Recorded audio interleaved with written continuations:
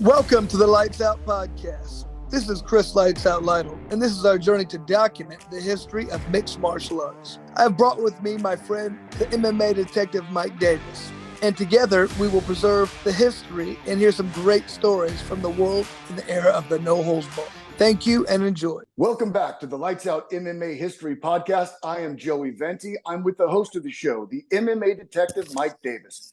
Our guest today had an outstanding career spanning almost 2 decades. He fought all over the world, competed against world champions, Olympic medalists, Hall of Famers, and he tasted victory multiple times at the sport's highest level. We are proud to have for our audience today UFC veteran Tony, the Freak Fryklund. What's up, gentlemen? Thanks for having me. Hope you guys are doing well. Yeah, What's Tony, I met you a few times here in the Midwest, on the Midwest circuit, when you were cornering guys, doing refereeing and stuff like that. Yeah. I had always thought you were from here, but was recently corrected. Where did you grow up? I grew up in Winchester, Massachusetts. I think it was about 8 miles north of Boston. And then next to Lexington, Wakefield. Go ahead. Yeah. How long were you out there for before you started moving around? Oh my gosh. I mean, well, actually, before I started moving around, my brother went to boarding school in 8th grade, Salisbury Academy in Connecticut, and I was like, I wanted to go visit him. And then 7th grade, I wanted to go to private school. So we went to private schools off and on during elementary and junior high and all that stuff. And I graduated regular high school, but I wanted to go 7th grade. Went to boarding school. So because I was jealous of my brothers able to do all these fun sports and all this stuff, and I just thought it was the coolest thing. So we did that. But yeah, up and down the East Coast. But I was already moving away from the family. It was the 7th grade, so I was like, oh, but I enjoyed it. And next thing you know, I was graduating high school and going to the Coast Guard, things like that. You know what I mean? So I was always traveling. That's good. So currently, let's get the plugs out of the way. Currently, you're in Las Vegas. Yep. Why don't we talk about what you're doing? Right. I'm right here in Summerlin.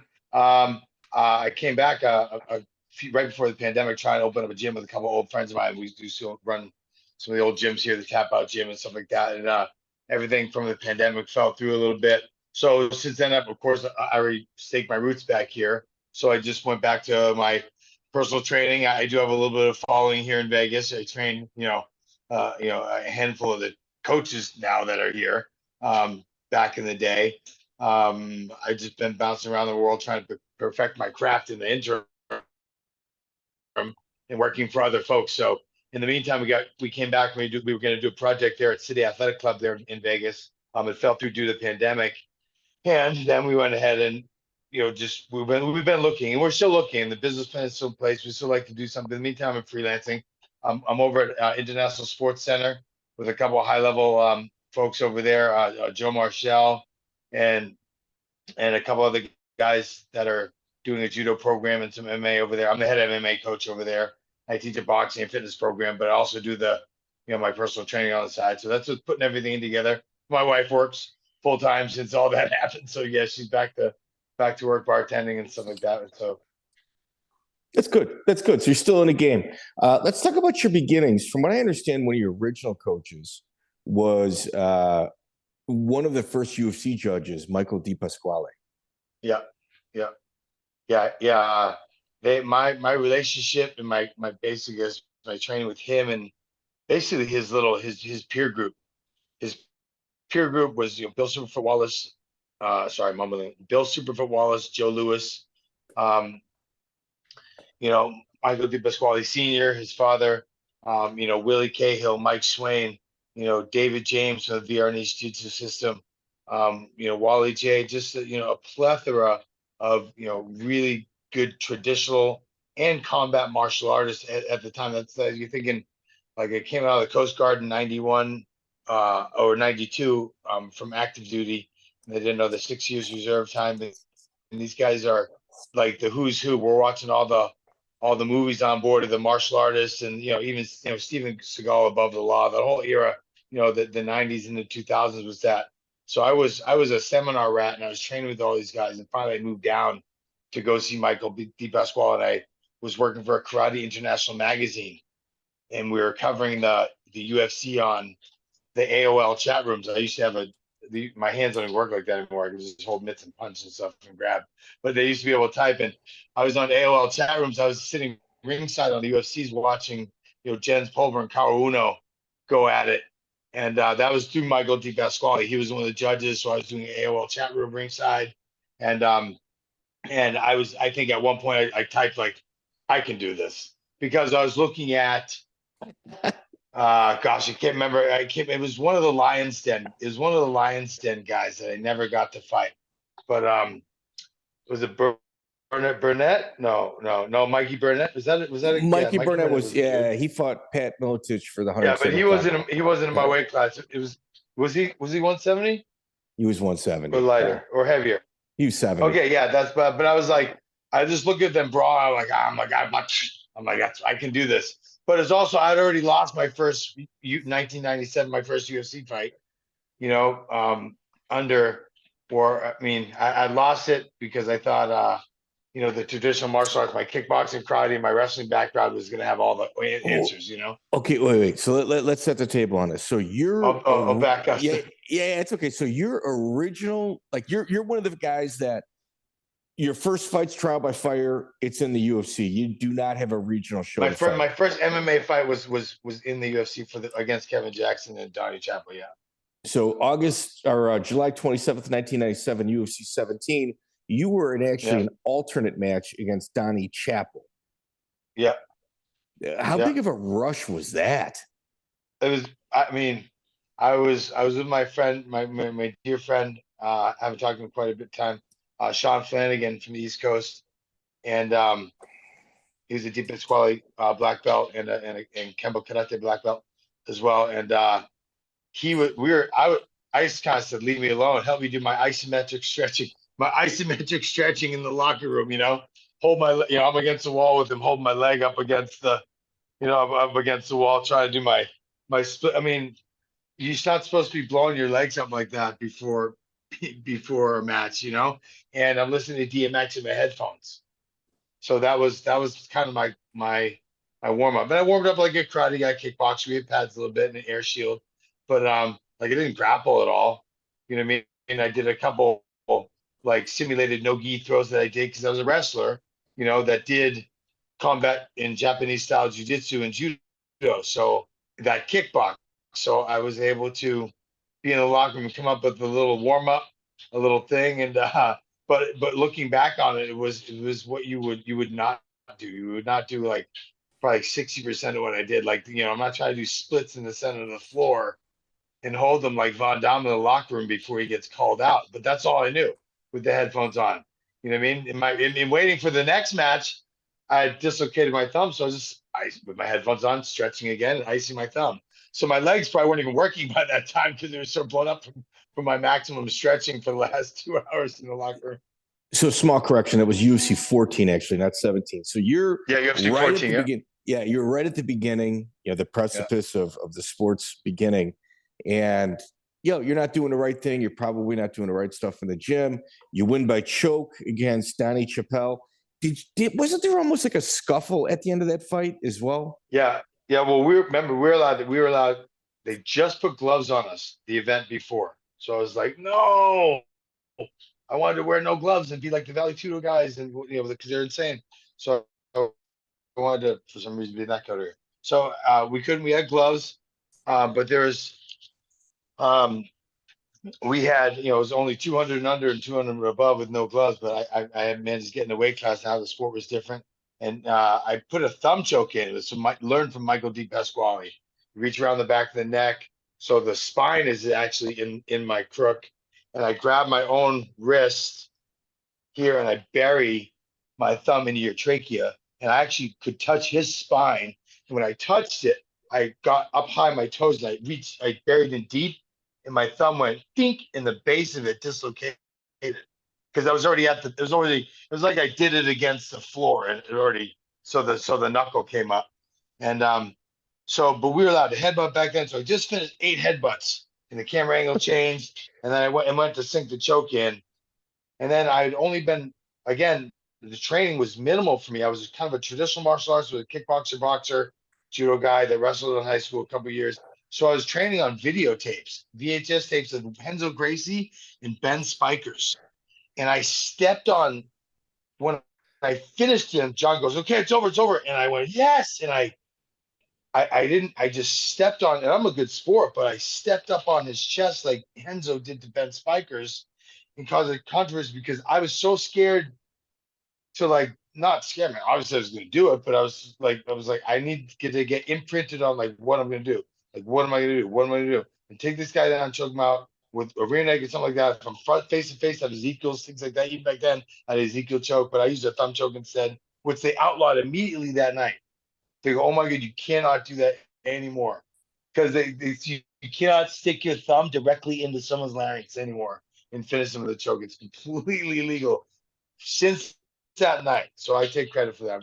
Actually, Michael DePasquale showed me that move, but that's but it works. And I was going to use it for the second match. It didn't work. But yeah, Big John McCarthy picked me up, screamed at me, and it was just man, it was scary, especially having Big John pick me up and drag me over. I was thinking my feet were just barely touching the ground. And he told me, you're a good kid, you got a good reputation, don't screw your reputation up. That's fucking uncalled for, blah blah blah. You know, he gave me a quick little, you know, 1 or 2 sentence tongue lashing. Do you know what I mean? And he was fucking pissed at me too, because you know, he always liked me. I always like, and I think, and since then we've always had a great relationship. For lunch together, dinner together with other friends and folks, and he's just yeah, I feel like he big brother me that night, like, bro, like, don't fucking do that, fuck you up. Like there's a bigger dude in here too, but don't cheat. You guys, you beat him up, but there's other people that are in control here, and that's not okay. That's like hitting someone after the bell almost, you know, not quite, but almost. And you know, then I met with the infamous and the world famous intergalactic Joe Rogan after that, and he assured me that hopefully everything was gonna be okay after that. It was just so Kevin Jackson stepping in. When did you get the call that you were going to be fighting? You know, rather than alternate, you're actually entering into the tournament finals.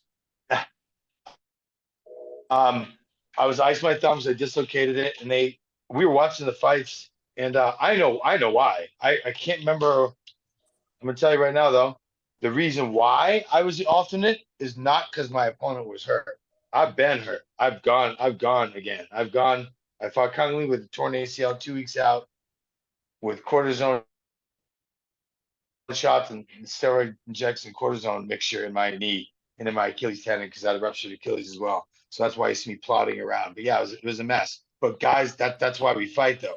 So someone in the tournament, I don't know who's supposed to fight Kevin Jackson, won their fight, dude. They won, and then they weren't going to go in. So that's why I became the alternate. So if you look who won the first match in the first middleweight tournament ever, right there, that was why I became the alternate. Was it Joe Moreira? Because we were in the locker room. Oh yes. Oh, and I have a lot of Brazilian friends that don't make any man. But it was Joe Moreira didn't go in, did he? Mm-hmm. Yeah. He was gonna get handled. He was gonna get handled. And I had better ways to beat Kevin Jackson at that point than Joe did at that point. I don't care how good your BJJ is, especially knowing what I know now in BJJ. Do you know what I mean? It's really wrestling and the ability to fight your ass off and then throw some submissions in there. Do you know what I mean? It's not a BJJ match in the cage. Yeah. It's just not. It's actually the way I teach my BJJ. But yeah, no. And then Kevin, man, I iced my thumb. I said, "This is it. It works." Sent it DePasquale showed me this thumb. It works, dude. I'm gonna use it. I'm gonna ice it enough. Listen to a couple more DMX tracks. I'm gonna come out there and I'm gonna fake it inside low kick and slap it on. Like I thought it was like dude. I thought it was like this. Mike, like it was like the Cobra Clutch or like the Mandible Claw or something like that with Mankind.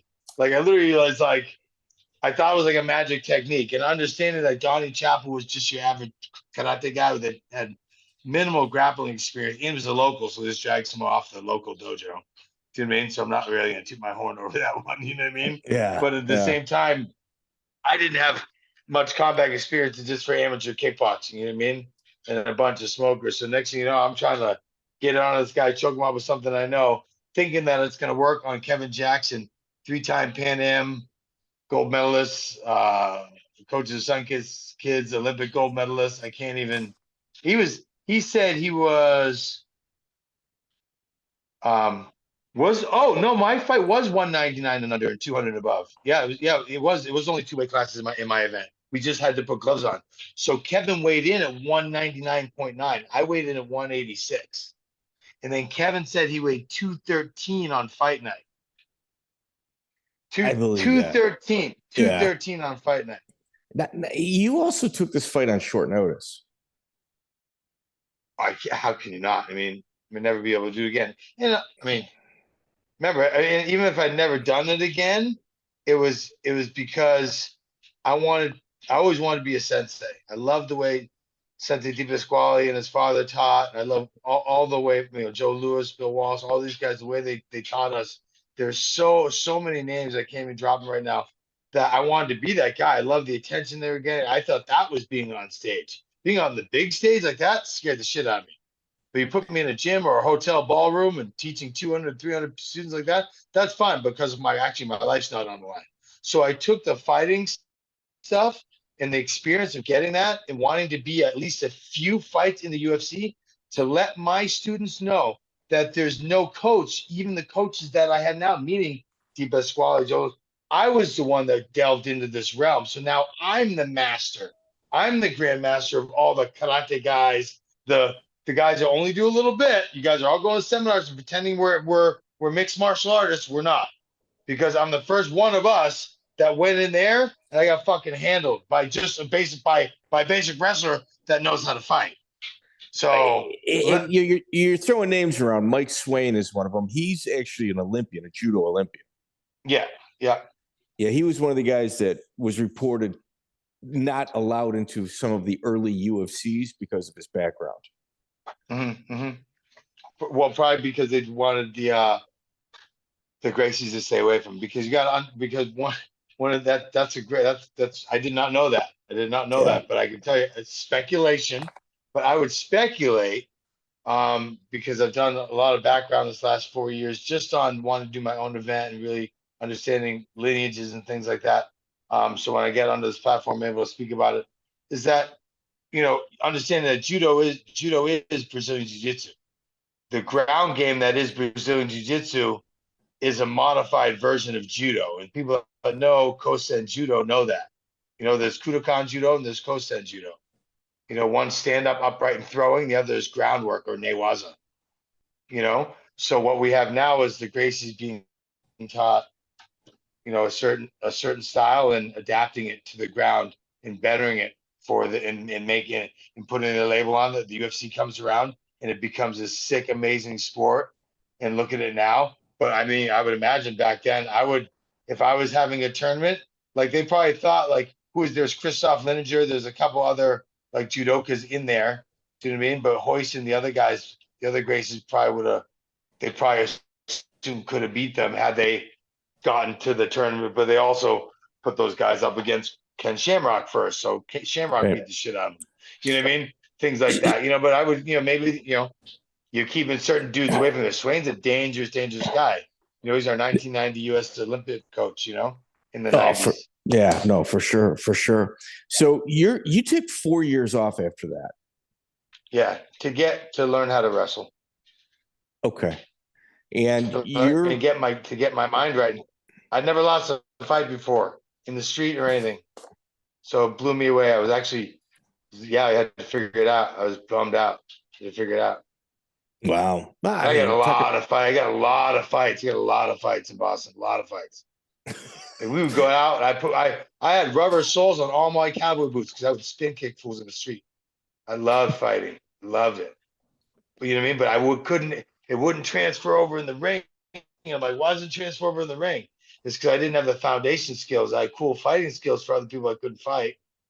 But I didn't have like my 2 years wrestling background and my judo, my jiu-jitsu. I need to figure this out and put it together. And hence Miletich, ran into these guys. Hey, did you go to Miletich after the first UFC? I went on America Online and I stayed with Marty DePasquale and I kept training. We're doing online chat rooms. I was chatting on Carl Uno and Jens Pulver. And I was in a suit and they walked by on the way out after Jens's fight. The whole team, I was like, oh my God. it looked like the Gracie train, but not the Gracie. It was the Miletich team, and they're all kind of like Jens was in the middle.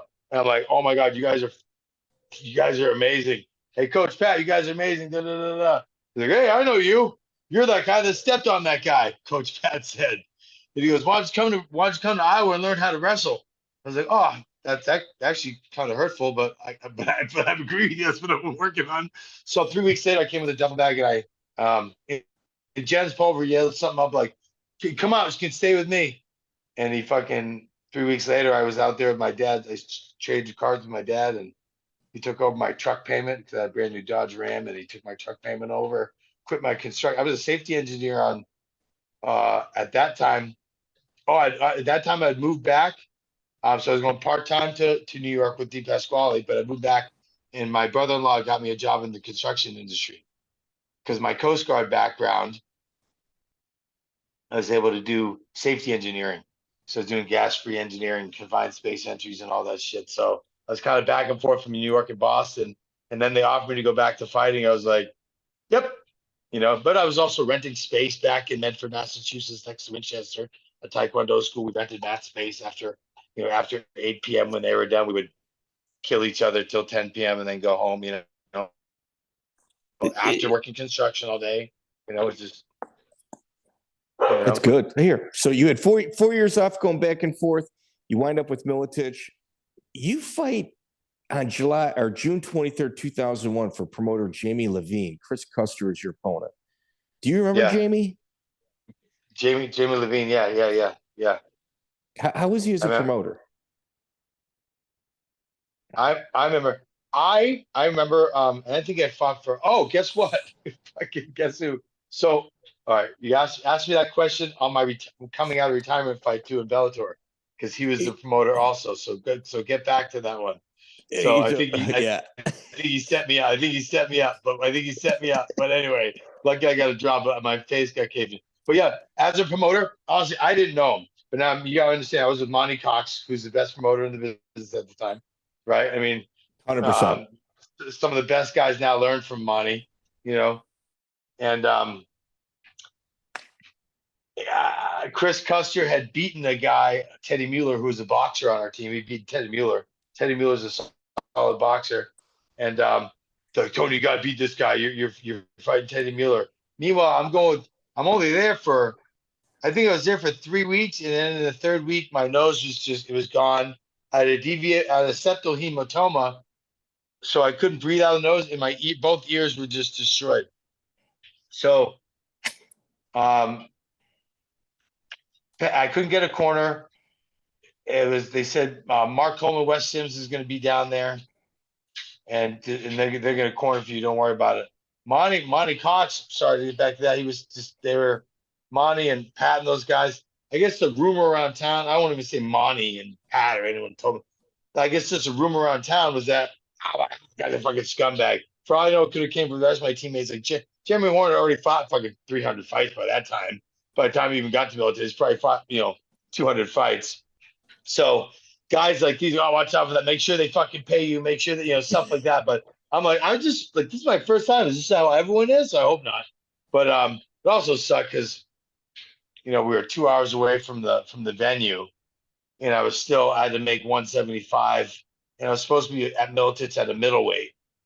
So all of a sudden they're going to fight at 175 down there, and they dropped the weight. And I'm like, what? So I had to sit with the old school with the heat up in the car. The driver's sweating. I'm dying as I'm sitting in the passenger seat sweating. I got all my plastics on, and I lost another 3 pounds in the car, and I made weight. I was actually 173. I have a photo of it. 173. I was 2 pounds under. So that just tells you right there, I should never have been fighting guys like Anderson and Cunningham. These guys were giant. Even Dwayne Ludwig said he cut from 192 when we fought. I was 172 soaking wet, like most of my career. And I'm like, but Robbie and Matt Hughes were at my spots. So our manager would book me fights as the middleweight for our team. I don't know. It's just the way people took us. It was weird. Looking back at it, it's the most ridiculous thing you've ever heard. Like, can you be your own athlete and get your own fights for your own career? Like, that's fucking crazy.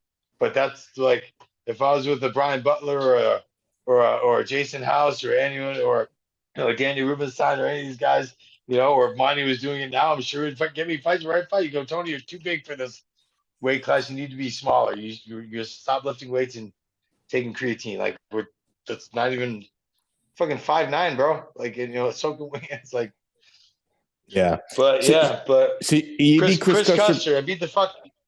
Yeah. He beat me up really bad, really bad. My nose was bad. My ear got worse. But I was already at that camp. There's no way I'm going back. Losing to someone that already gets like being there. Teddy Mueller I already sparred with the kids and stuff like that. He's my brother. So I'm already sparring with you because now this is a big level for me. So being there, they're all my brothers. I'm going down to represent the flag, and I'm hurt as fuck. Mark Coleman's going, "What the hell are you doing?" And Wes Sims going, "What the?" And I fucking end up punching back. You know how to do it. You fucking dropping bombs. Front guillotine just came at me. Standing. That's why I had his feet off the ground. I had 6 guillotines my first bunch. I think I had 6 the first bunch of wins, and I think 4 of them were off their feet. Granted, some weren't the best opponents, but at the time I was beating wrestlers. You know what I mean? Because wrestlers were trying to beat me. Those were I was getting matched up against. They thought I was an easy fight because I was built as like a striker kind of, which I was, but I was also like I can grapple. I think that's why ego made me never stop pursuing my jiu-jitsu until I got my black belts and jiu-jitsu and shit, so I had to keep. So you win by guillotine. See, I told you, look at this. Yeah. So Jeremiah O'Neal is with Extreme Challenge. You beat him by guillotine. Marty Armendarez is in Shogun 1, December 15, 2001. That was terrible too. Yeah, I was new. I was new to fighting. Remember, this is all coming from amateur kickboxing, boxing, karate, and high school wrestling. And my Japanese jiu-jitsu is all judo based. It's all throwing. So I'm all my submissions came from when I got to Miletich. You know what I mean? So I'm learning everyone's. Go ahead. Yeah, Marty's also a Cesar Gracie guy, so like he had a pretty good jiu-jitsu background. Yeah, and Ami Batesh was training all those guys. Like I just got there, and their ground game was fucking insane because I was getting taken out by everyone. But I had Japanese, I had submissions, I had Kimuras, Americanas, all that stuff. But I didn't know how to defend the stand-up. Between the good wrestlers, my wrestling posture just sucked because for years, it's been since 1989, I graduated high school, and now we're talking 2002 or when I'm in Miletich or something like that. So like that whole span, I've been doing other martial arts versus, learning Aikijitsu and everything, all that stuff, finger locks, everything, but not wrestling even like a high school wrestler. The high school wrestlers in Iowa were amazing that Miletich let us train with that. We always went to the schools in Augustana College, and we were very lucky to have that practice there. And once I figured out my sprawl and brawl, then my ground game was back on because I could always submit people. I was a footlock guy, so I became a footlock guy after that, and started wrecking some people.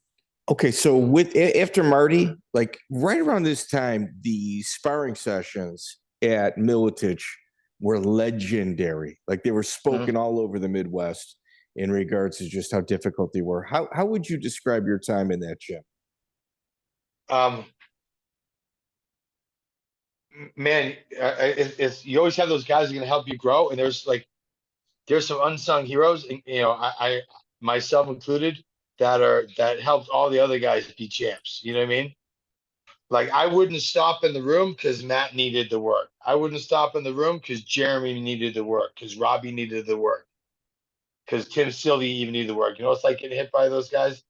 But I wouldn't. But I was like for lack of being one of the better wrestlers, I was one of the most capable athletes, I feel.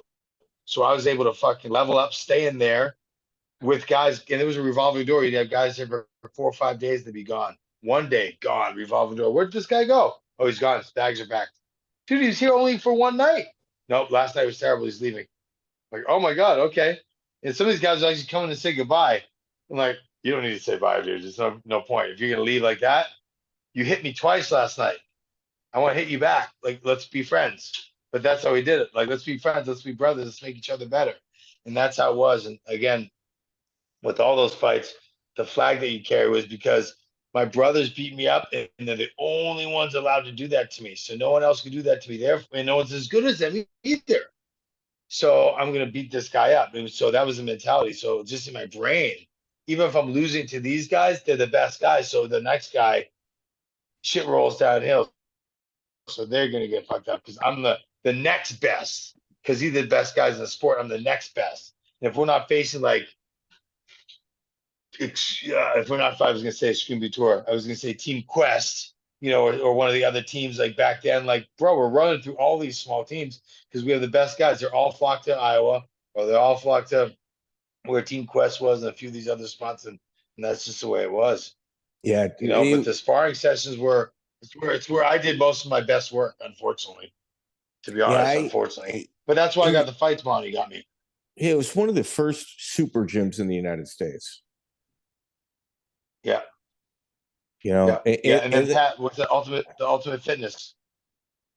Yeah, you guys also at this time had people fighting in the Midwest representing MFS, having never set foot in there, just trying to pretend that they were from there. And I remember a couple times you and a few other guys would show up at these local events looking for people that were doing that. Yeah, I vaguely remember that. Yeah, there's guys that was even before the affiliate program got going, correct? Just people faking it. Yeah.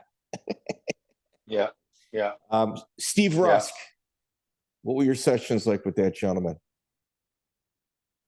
Man, Steve was now I understand what Steve was doing to me back then. He was really just an unbelievable catch wrestler, but he big brothered everyone. And but Steve would put us in not even pinning combinations, but pressure combinations, and things that I just haven't felt before.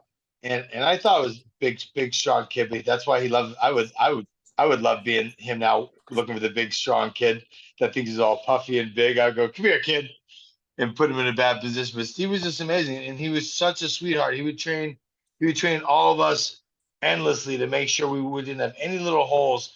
But he would see like something would suck for me, and he'd do something to make it better. He'd make it better, and half the time it's trial by fire. But he never would not. He was very soft spoken when he would coach you to go, hey, and he'd communicate with you and do this, do this. And these are literally the fundamentals that I never lost from that room that get taught now to these days. Were like Steve Rusk and Jeds and Pat and Jeremy Horn, all these guys, like, dude, they created from all the people that they learned from. We created our system, and then I know Jeremy teaches what he's learned all over the years. He puts some of those foundation pieces into what he's still evolved to this day. And all my other training partners and teammates that still train, some of them don't, some of them do. I hope most of them do. But as we progress, I mean, gosh, I know if our bodies aren't breaking down, man, if we could still be in there now, I feel like it's just because right now, how do you think the kids are getting better? It's because of what I'm telling them, what Jeremy's telling them. It's what our athletes are being told by us. And because we're still through the evolutions of the sport, we're the ones unfortunately, like some of my coaches aren't even here anymore on this earth. They passed away. Rest in peace. Others have stopped training, but okay, so say that's 2005. You were a coach back then. Have you been in a room or in the sport since then? No. Others have been that keep evolving. Do you know what I mean? So the coaches that I still, communicate with now is because they're all older than me. Eric Paulson, these guys are all older than me. Do you know what I mean? But they're telling me how to keep evolving, how to keep doing this, and how to keep your students getting better because I did this, and this is what we're doing now, and this is what we're doing now. Because if you don't, because then goes you're better martial arts, you just got to keep passing it down. They're not even on the what we've forgotten level of training yet. You know what I mean? Which is very, very true, I found. Let's talk about another all-star promoter that you fought for. Ultimate Wrestling, March 2nd, 2002, Brad Kohler. Oh, you're so funny. Was that in Crystal Lake where Jason Voorhees? Was that Crystal Lake? Isn't that where the Jason Voorhees movies are from? No, it was in it was absolutely 100% in Minnesota. You fought Adrien Serrano.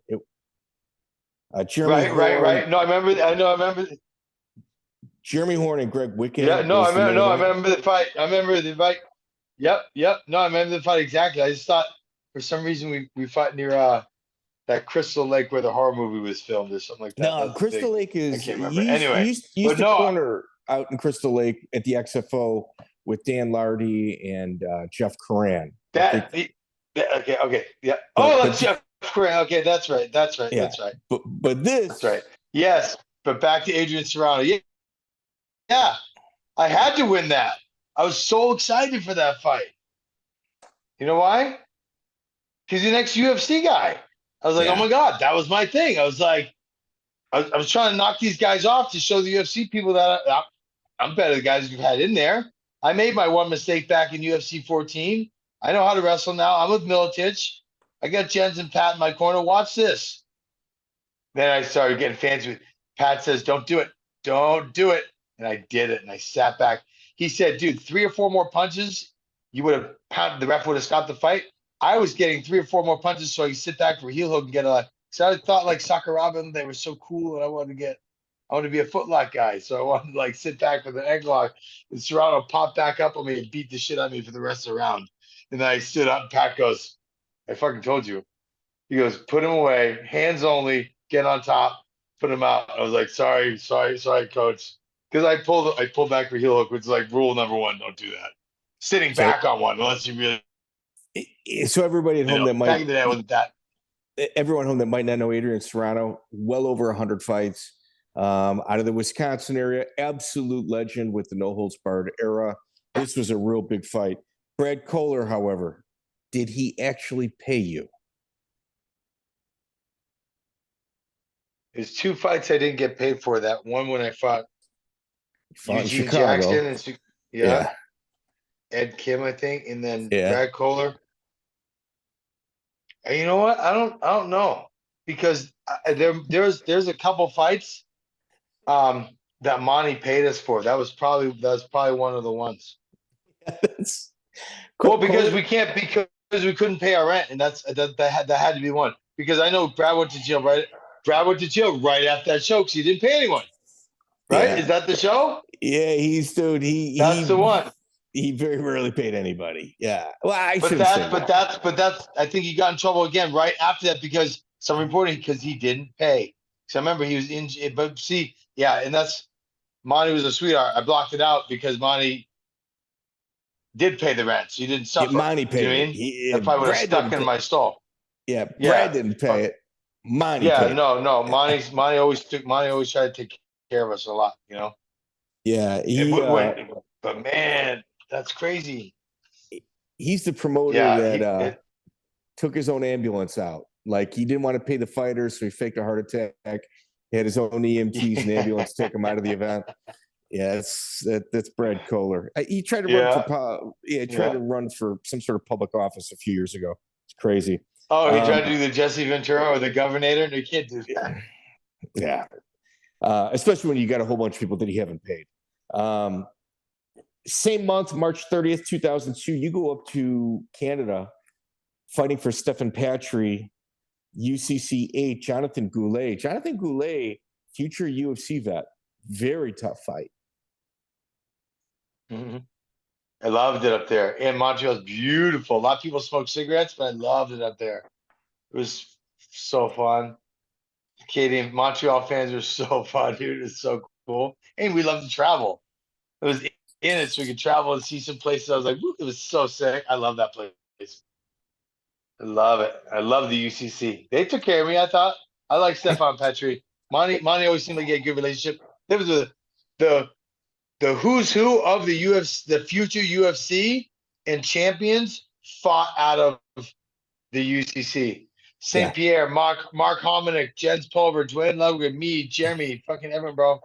John Fitch. Yeah. Yep. Dude, it was so fun up there. The beasts were up there. I was like, oh my God. Yep. Remember these guys like Ivan Menjivar, all my guys, Jason Black, we all got fights up there. It was so fun, and they were so good. They were so good to watch, these kids, I thought. Yeah, I mean, it's just Menjivar a was fun event to be in. We were still fighting in a boxing ring, you know. It's pretty cool.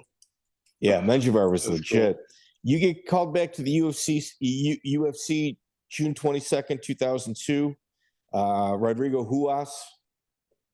You're talking about Marco Ruas' son. Yeah, so nephew or son, nephew, son. I don't know. I think it was a son. A lot of people would have been intimidated. A lot of people would have been intimidated by that name. Yeah. Well, Marco's there. I mean, again, I mean, getting that level, everyone's pretty solid. Like Marco Ruas is a legend, so what's he got to be scared of? I know it's his son, and he was very, very, very, very cool, and always a gracious guy. So he's like, he's cool with Pat. Do you know what I mean? He's cool with Pat Miletich. He's cool with all my guys. So it was just very respectful. So all we were doing was going out to have a good fight. And I had to win. I mean, I got Matt Hughes in my corner. I'm listening to every word he's saying. And we're at the Bellagio. And I'm just so psyched. I'm like, I got to be back in this division. Meaning the UFC, because at that point, our manager was, we weren't trying to let our Miletich guys fight in certain organizations because we thought that we didn't want to get. It's almost like an actor getting typecast. Like I didn't want to get typecast for like King of the Cage. So you notice King of the Cage is never on my resume. I'm not talking shit about it. I'm just saying back in the day, we got some of the best champions in there. Uriah Faber just pops up immediately. You know what I mean? But these guys were running through fights. But that's why also guys like Thomas Denny got the jump on me because these guys had 46-16 when I fought Thomas Denny. Because these guys, were they on my level? Of course not. But they had fight experience 4 times as me, and I go, you know what I mean? It's a different game. Experience fucking trumps all. It is what it is. And these guys were getting experience beating up their lesser versions of themselves at King of the Cage. I never got that. I went from shitty versions of fucking. I'm not even. I was gonna, it's not McDojo, but if I took what works, it's like what goes on McDojo TV now, and then you're gonna fucking go to the highest level. So it's this thing, low level. There's no mid level for me. Now I'm going highest level and trying to figure it out when I'm fighting Kevin Jackson, Anderson Silva, Kung Lee. I'm trying to figure that shit out because in the room I figured it out. But under the lights, I don't have the experience yet. Okay. Where that's what King of the Cage is for. You're supposed to get 40 fights in KOTC. And like, I didn't have that. No wonder these guys are running through fools. Do you mean they know? Can I just fight? Hey, let's stick with UFC 37.5. Rodrigo Ruas, you knock him out. You win by stoppage. So it's certainly a nice welcome back to the UFC on your end. Yeah. No, I was starting to put it together. I mean, I was developing a style too. Like until I became the best grappler, I already had submissions, but until I became the best grappler, I was working on getting back up and pounding people out because it'd be the best way for me to win. And I was working on my craft at that point. Like there's a little point when Joe Rogan said, "Man, if you would just pass guard and take him out." You gotta understand though, I'm sitting in half guard in one of the best positions in the sport, teeing off on a kid that has an iron chin, and every shot that I would hit him with that would almost knock him out, my next 2 shots, because I was a vindictive son of a bitch and I wanted to land 2 more shots, those would wake him back up. It was the most insane thing I've ever seen. But that's what happens with strikers and Muay Thai fighters. Remember, he's a Muay Thai. He had some Muay Thai accolades and things like that in Brazil. So the kid had a chin. And when I finally put him away, I was psyched. It was just, that was one of the things we just tell our students. Matt Hughes said, "Hey, let your hands go. The ref will have to stop it." And that's what we do now. You just let your hands go. The ref will have to, you help the ref. The ref will help you get him out of the fight if you just do certain things. You know what I mean? And we tell that to our athletes now. I lost you. You didn't even make it a full month in the UFC. You're out July 13th, 2002. You're out in London. Matt Hughes is fighting Carlos Newton. You're out there with Matt Hughes, part of his entourage in his corner. And why don't you describe what took place? Pat, our gracious coach Pat stepped aside so Matt could fight for the title against Carlos Newton instead of Pat and Carlos having a rematch, if my memory serves correct. So Matt was fighting Carlos Newton, and great finish to the fight. We're there with I had a bunch of friends from London that I was hanging out with, and a bunch of fighters and friends from London, and our Miletich team. And those locals went to the China Moon Club after the after party, and we're all just so happy that Matt won, and we're talking about what an amazing team we are, how we always have each other's backs. Meanwhile, we're just getting lit up, really, really, really drunk. No one ate much. We're there at Wembley Arena and Royal Albert Hall at 2 p.m. for the event. Show up, and then we didn't leave there till 10 p.m. Then we ended up going to the club right from the venue. We had some hors d'oeuvres and stuff, but everyone's not really good. We're not really a full tummy and hydrated, and just a big recipe for disaster. By the end of the night, there's a huge brawl. I got blamed for that whole thing, and ended up staying a couple of days later in England, and with my friends. And when I went home, Monte called me and said, "What happened at the fight?" I said, "You saw the fight. Matt won." He goes, "No, the fight after the fight." And I said, I go, "What are you talking about? How do you know about that?" He goes, "Tony, everybody knows that. They're calling it the punch heard around the world, dude. They're trying to kick you out of the UFC." I go, "What?" He goes, "Yes, dude, what happened?" So I go, "We got in a fight after the club with Tito Ortiz and Lee." I didn't get it. I was trying to break stuff up. I didn't punch anyone. He's like, "Tony, they're saying you started the whole thing." I'm like, "Well," and so I'm like, he's like, "When you get home, when you get to," this is at the airport, I see my phone's blowing up. So at Moline, Illinois. So when you get home, call me, and we got to go to Vegas, dude. So we went down and talked to Dana White, and he said, "You're going to be someone's in trouble. Someone's in trouble. Our poster boy just got beat up." Wait. So in essence, what took place is Lee Murray hits Tito Ortiz in the alley. Tito attacked Lee, and Lee retaliated and beat him up. Yeah.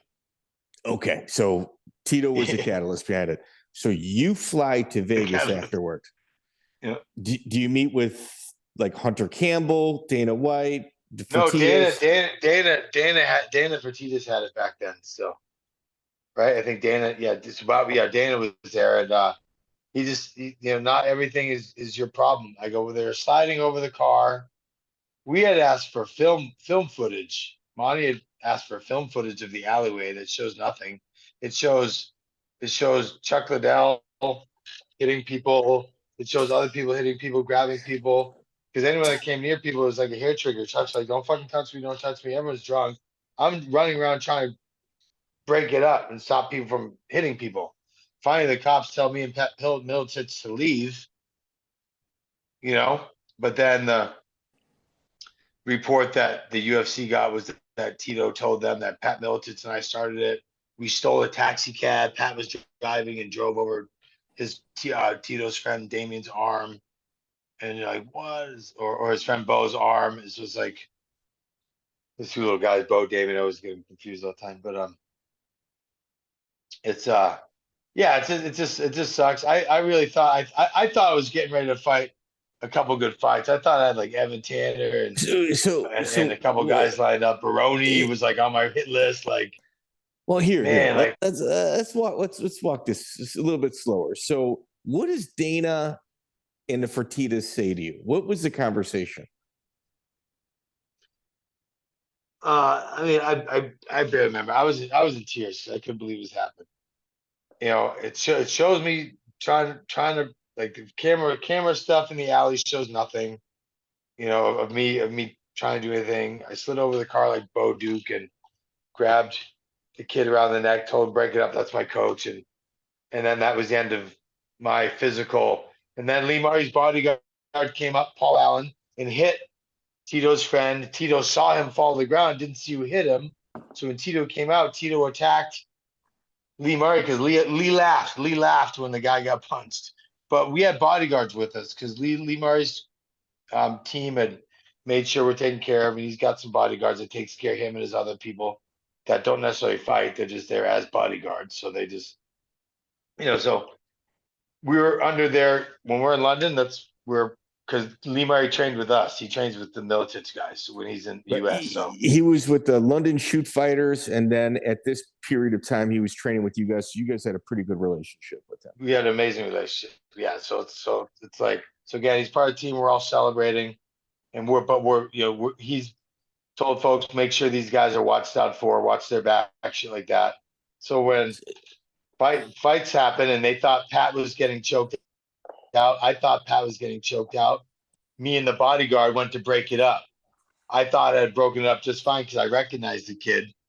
And then all of a sudden, the bodyguard, my friend Paul Allen, all of a sudden destroys a guy. And then just a huge fight erupted with Tito coming out and seeing what happened and not knowing who did it, but seeing Lee laugh at him. He went after Lee, and Lee pieced him up with a nice 5-piece combination, and the place just erupted. And I thought it was all my fault. I was telling the front lobby at the hotel, it's my fault. Just have everyone go to bed. I'm trying to let everyone know it was my fault. I was calling my manager, shit like that. But next thing you know, 3 days later, I thought everyone was cool, so I didn't hear anything. I stayed in London, hung out, and got back to the States. And then the shit hit the fan. And then when we're in the office, they said, they said there's my third strike. Dana said to me. He said, I do remember. He goes, that's your third strike. And I do remember him saying, he goes, you're so much like me, it kills me. And I go, well, then what the fuck? Then I have a good heart. I'm trying to fucking do everything right. I'm sticking up for the company. Exact words. Because I remember I try to block it all the time. That, like, my dad would always say, hey, what are you two knuckleheads doing over there? You gonna fucking jump off this bridge over here? Get the fuck back here. Those other kids want to do it, go let them do it. You get back here. You're my two kids. Get over here. Do you know what I'm saying? So it's like when I saw shit going down in the UFC, like at after parties or something like that, I go, hey, guys, knock it off. We're all going to get in trouble. Because we just started traveling. I felt like we're a big traveling circus like WWE. We were not, but I felt like it. Because I'm like a family guy. So I felt like they adopted me. Some adopted when I was 3 months old. So I felt like I was adopted by the UFC. I'm now representing them. Adopted by Miletich. I'm representing them.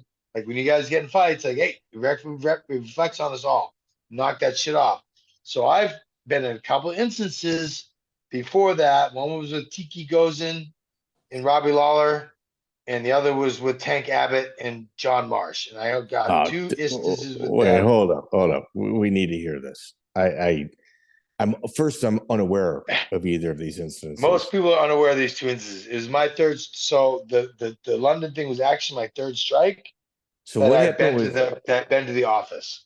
What happened with Tank?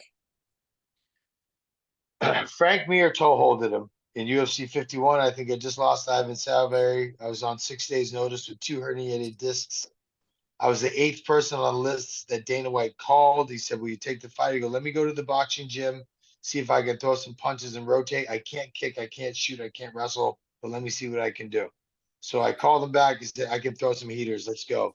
So they flew me to Atlantic City, UFC 51, Ivan Salveri. I fucking came out strong, ended up he put in a body lock on my lower back because the day before, because a couple of days before that, my chiropractor came in with the electrical muscle stimulation machine and a chiropractor table at lunch with me and Matt Hume, Ivan, and Pat Miletich were all having lunch together as friendly opponents. And here comes my chiropractor, Tony. Here you go. We're gonna take care of that lower back, fix those discs, brother. No problem. We're gonna fix you back for you. I go, thanks, doc. This is my opponent right here. And as soon as he got me an opportunity, he put me in a body triangle, which fucking almost broke my back. So I had to Herb Dean do this. I said, put your elbow in. If you see me, I'm screaming to Herb. And I tapped out verbally. And I'm having these, Herb's doing this, putting his elbow in my lower back, to take the pressure off my lower back like a massage therapist. I was like, oh. Anyway, so we wake up early in the morning, 5 a.m. We hanging out all night, having our drinks, whatever. And we go down to the lobby because the airport shuttle's picking us up for the UFC fighters. And I'm down there with, I forgot, a couple dudes. And Tank Abbott's over by the lobby. I've already checked my bag, checked out all good stuff. So I'm sitting there with my Miller, whatever I had. I know I had a beer in my hand. This is when Joe Silva was the matchmaker, back then. So Yeah, of course. And Tank's still fighting. So I see Tank at the front desk, just fucking loud as fuck. They come in from the outside. Him and John the Bull Marsh, remember? Yeah, of and they're course. Just fucking, they're blah, blah, blah, fucking blah, blah, blah. Just fucking blowhards. Two big fucking blowhards, right? And to me back then, like I was a martial artist, so I thought Tank was fucking disgusting. I was like, this guy's fucking, I would fucking kill. I hated him. I wanted to fight him so bad because I was always a bully dude. I can beat up any bully that you put in front of me. I'll beat the crap out of you.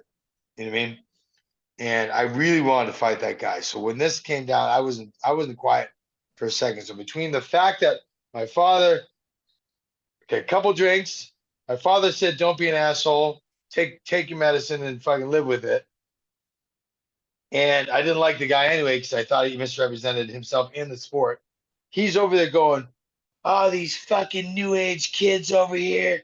He got me some bullshit because he didn't want to fight like a real man.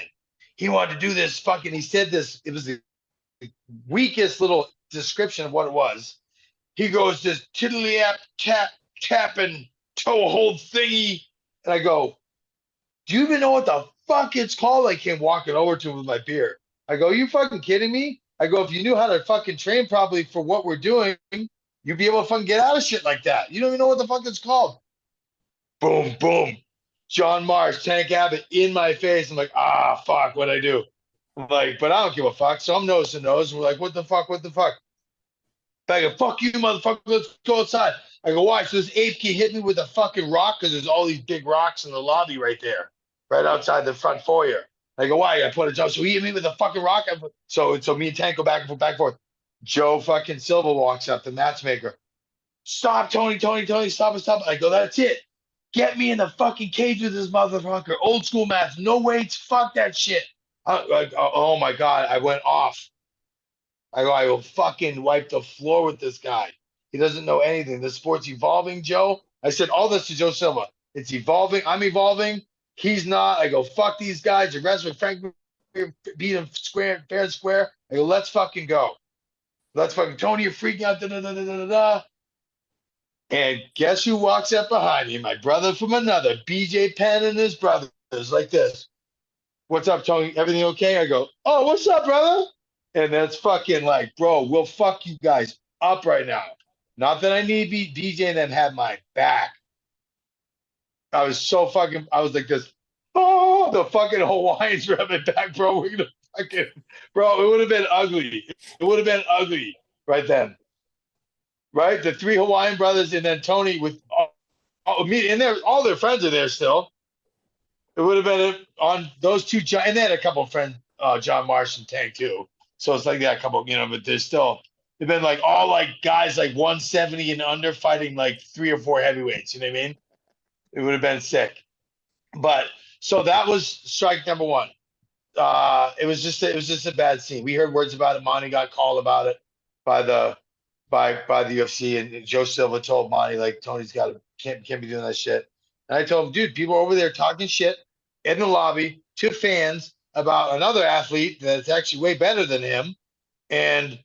But I'm just defending. I was defending the martial arts side. So okay, maybe have me up like a half a strike. Okay.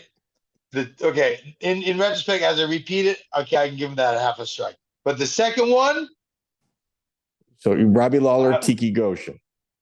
So we have what? It was MMA Weekly in the internet and the MMA Forum on the internet, the Underground Forum, and then MMA Weekly. So there was some bullshit in the rag in the paper, but on the Underground Forum, dude, Tiki put this shit. Now the guy's all fancy manager. I'm like, so just, dude, I don't even I'm like, he put in print, and this is what my dad said. If you're gonna say something, say it in face, so no one can fucking record this shit.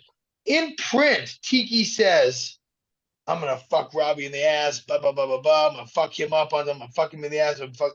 Like I said, it said fuck him in the. I can't even what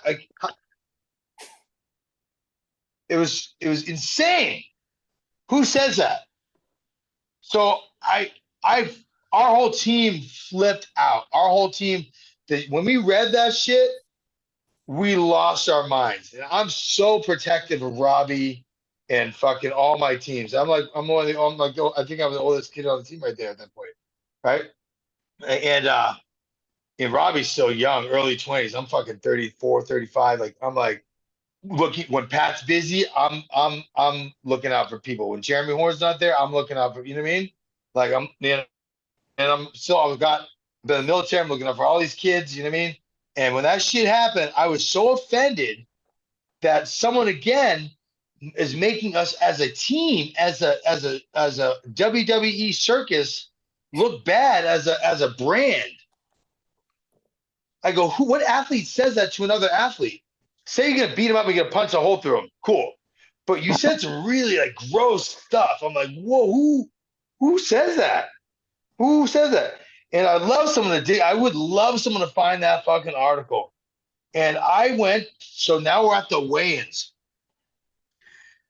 It was either at the weigh-ins or ceremony weigh-ins. So I come downstairs and the Miletich group's over here and the team punishment member is Quentin Jackson. There's Quentin Jackson right there. There's Tiki and there's Tito and there's a couple other dudes all on team punishment. Like the who's who of team punishment at that point. The who's who. And there's Miletich over there. So what event was that? UFC what? With Tiki and Robbie. So we're right, but we're right there. So I'm trying to think what hotel it was or where the heck we were. But I think they're just doing some face-offs. Maybe we're just doing some face-offs or something like that. You know what I mean? But it was down in one of the function rooms. It was at UFC 40. Look, Goshen, Las Vegas, Nevada, UFC Vendetta. I don't have it. Wait, right here. It's at the MGM Grand. Okay. So we went downstairs. Thank you. We went downstairs, and everyone's in the rooms doing their thing. I think I might have even ran up to get Robbie a sweatshirt or get his top or something from Full Contact Fighter, getting all that shit. You know what I mean? From Joe Gold. So I think anyway, I came down and my eyes locked. I went like this. I walked in the room and saw my boys, but out of the corner of my eye, I saw Tiki and I saw all those dudes and I couldn't stop myself. I couldn't. I went with the jacket in my hand. Well, no, I think I just beelined it. I went right to him. I went, hey, bro, what the fuck you doing? What do you mean? I'm like, bro, if it wasn't for the fact that Robbie's going to beat the fuck out of you tomorrow night or whatever, I'd be fucked. We'd be doing it right here on the fucking floor right now. That's fucking bullshit. I go, what the fuck you putting in print, dude? Say that shit in private. What the fuck you do? All of a sudden like this, boom, boom. Quentin and Tito, boom. Tito's kind of like whatever because he was like, we never had a problem. But I didn't know Quentin at that time. So he sees Tiki and they were boys. So he's like, whoop, kind of up to me, just make sure. And they're giant. So Tito's here. Quentin's forehead to forehead with Quentin. And I go, whoa. My stuff is not with you, bro. Just like that. I turn my head. I go, whoa, it's with him. Do you know what the fuck he put on? I go, my dad fucking told me. And I looking at Quentin. I go, my dad told me fucking say shit in private. You don't put shit in print like that. What are you doing? I go, you're making us all look fucking stupid. I said it to Tito. I go, you're making us all look fucking ridiculous. I go, we're trying to fucking come out of the shadows, you idiots. The fuck you doing? Saying you're gonna do this, you're gonna do that. Just do it in the fucking ring. Do it in the fucking ring because you train your fucking balls off. What are you doing? You're making yourself like fucking chumps. All right? I go like this. That's all I'm saying. I go, quit. I go, good? I go, that's all we're saying. Yeah. And he goes like this. He goes, I feel you. I go, you good? Yeah. That's it, guys. That's it. And that was it. It's done. Dana's secretary, who's actually not like best friends with one of my personal training clients. I see her like fucking like every fucking couple weeks. She went to Dana and said, Tony Fryklund is causing a problem at the fucking venue. Blah, blah, blah, blah, blah. We got called the office again. That time I got fucking reamed because we were upstairs in the hotel room. We got brought down all the way down to the where they give out the credentials and all this shit. And Dana's gonna go, dude, what are you doing? What are you doing? I go, what the fuck? What do you mean? He goes, what did you start a fight with all of team punishment? I go, okay, that would be stupid. I go, how could I start a fight with team punishment? And not. I go, I spoke to Tiki. Did you see what he said? He goes, Tony, it doesn't matter. It's not your job to say something. I go, Dana, they make us whole fucking look. I go, I'm trying to represent you and me and the rest of us. He's go, they're making us look stupid. I go, so all you got to do is say something. Now you know, say something to him, not to me. So you should be thanking me. He goes, no, Tony. He goes, God, you're so much like me. It drives me crazy. I go, because we're both from Boston, but like, what the fuck? Am I not justified? He goes, no, it's not your job. You almost started another fight. And I'm like, fuck. I'm like, how the fuck is this my fault again? And that's just me. Fucking wrong place at the wrong time. Fucking too fucking passionate. But I should have been a fucking knight. I should have been a knight on fucking horseback. I promise you, defending the queen or some shit. I promise. That's why I'm an Aries, because chivalry, you know what I mean? Like, it's fucking bullshit, dude. So those three things. So, well, and they were kind of in reverse order. I believe that the London event was first, though. the London was actually the last, because that's when I got kicked out. That was the Yeah, third the strike. London's the last. That was the third strike. He goes, that's it. Damn. He goes, that's it. Literally in the office, he goes, this is it, third strike. And you know what sucked? Is that I really, like, my manager thought, I know Evan Tanner passed away, but like at the time, you know, who you fought made fights. And Evan was a hot ticket, Phil Baroni was a hot ticket. And, you know, I was really looking forward to both those fights. And those are both my next two slated fights, you know what I mean? And for months, if not a year, every time my roommate, Tim Sylvia, because at that point we were all, there's like me, Robbie Lawler, Jason Medina, Tim Sylvia, Mike Whitehead, Justin Eilers. We were all living together in one house, one big fight pit. Wasn't Sidisovich living with you as well? Mike C? Mike C, yeah, at the next house with me and Tim Sylvia, yeah. Okay. And then oh God dang it. What was I talking about? Well, you guys all living together.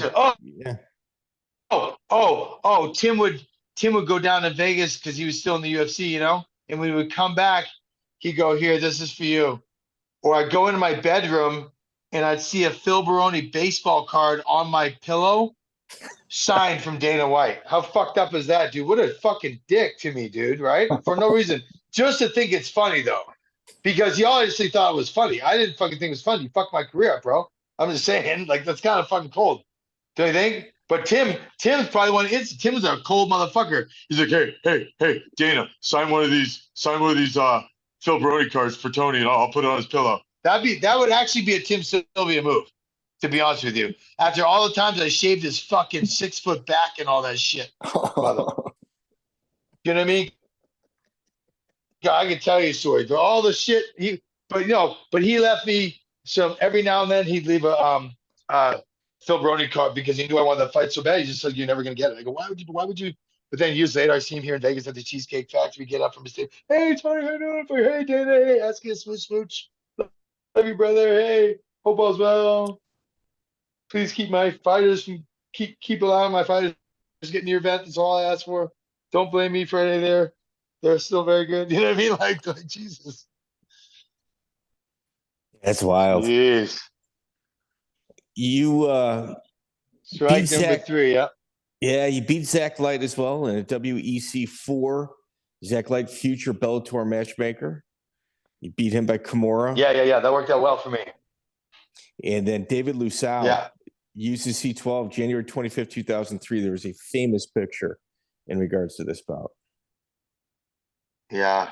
That was a tough fight. I had 103 temperature in the locker room, and we had a paramedic in the locker room because I had diarrhea and I was vomiting. And they go, "You can't fight." And I had 103 temperature. I go, there's no way I'm not fighting.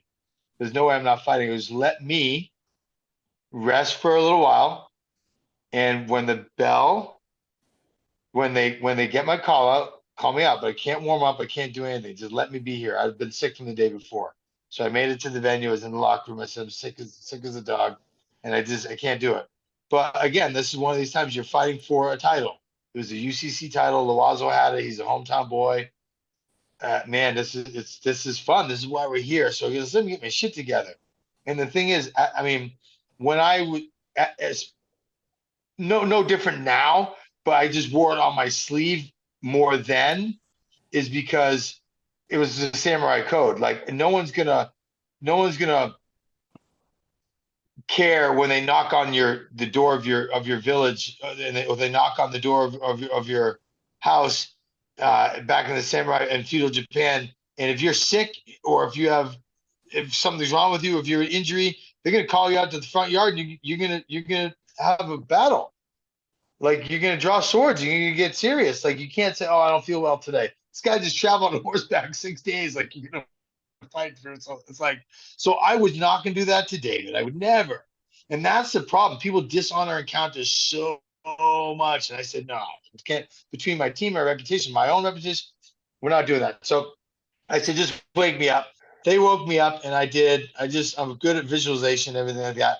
So I was able to channel my adrenaline and get my adrenaline to dump so that my fever and everything was overcome by my adrenaline and my just psyching myself up. So I knew I was going to have a small window just to get something done. It was all mental. So that whole fight was with 103 temperature. I had actually fainted in the locker room. That's why they had called the paramedics. And I was already back up by the time they got there, and I go, get off me. I'm fine. Let me sleep.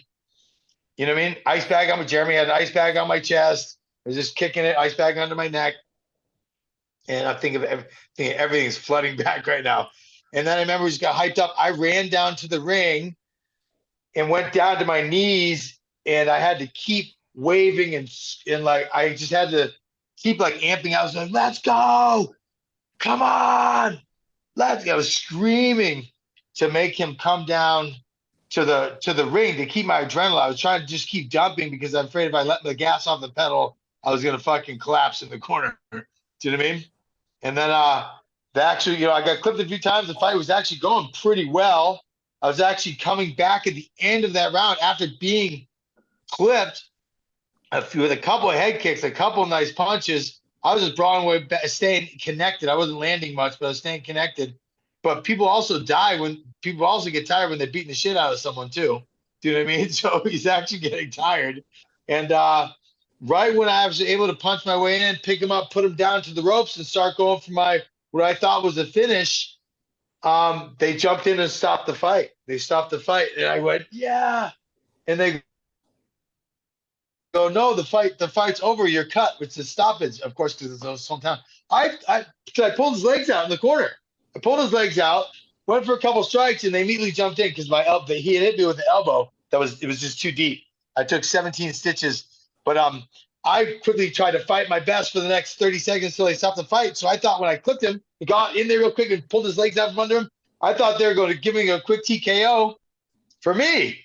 You know what I mean? At least they should stop it but they just didn't want me bleeding all. And I was probably half unconscious, but they probably just didn't want me bleeding all over their champion for the photos afterwards. So Yves Levine stopped it. He's my nightmare in Canada. Yves Levine's my nightmare. And so they stopped it, and I blacked out. I've never blacked out in my life. It was sick. I don't tell a lot of people that. I've only told a lot. People probably in after parties and stuff like that. But yeah, I blacked out. It was crazy. So do you remember when they put a towel? Have you seen that fight where they put a towel over my head? Oh yeah. Oh And yeah. it wasn't for the blood necessarily. It was mostly because Pat said Tony, you can't do that. You have to stop. You have to stop. And I said, what happened? What happened? He goes, you fucking lost your mind. And I go, oh, my bad, my bad. And that's when I go, oh, I'm good. Let me go say sorry. And that's when we start walking around the ring, apologizing to everyone. But if you realize that whole window, I don't remember anything. I can watch the UFC Fight Pass and now I can recognize now when I blacked out, it's when he told me the fight's over. I wanted to kill everyone in there. Wait a minute. He's telling me I have a cut on my forehead. I almost died in the locker room. I'm coming out here to fight for all these people. This is my job. This is my day of work at the office. And you're going to stop it in the middle of my shift. I'm right about to punch this kid's fucking ticket. You're going to stop I lost. It went like this. Bink, and it snapped.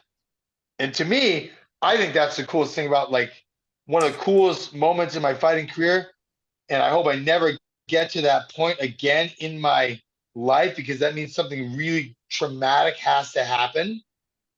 But knowing what you're capable of, or what your brain is capable of, and these freaking psycho people that go, oh, I woke up and there's blood all over my hands, and there's blood all over my kitchen, in the bedroom. And I go, oh, I don't even want to go in there, because now they came to, they realized their wife really pissed them off that time. Like, oh my God, can you imagine? But like, I've told people, I go, bro, can you imagine? I was so upset that I don't remember that frame of time for the only time in my life. Now I blocked shit out and forgotten stuff out of memory. But in that time, I don't remember doing that. In the instance, Pat Miletich put the towel over my head like a raging, like you cover a horse's head to keep them calm. Wow. He goes, Tony, I had to cover. He grew up with horses. He goes, Tony, I had to cover your head. And as soon as it went black, I remember perfectly. As soon as it went black, I remember coming to. Now I can tell you the whole rest of the story.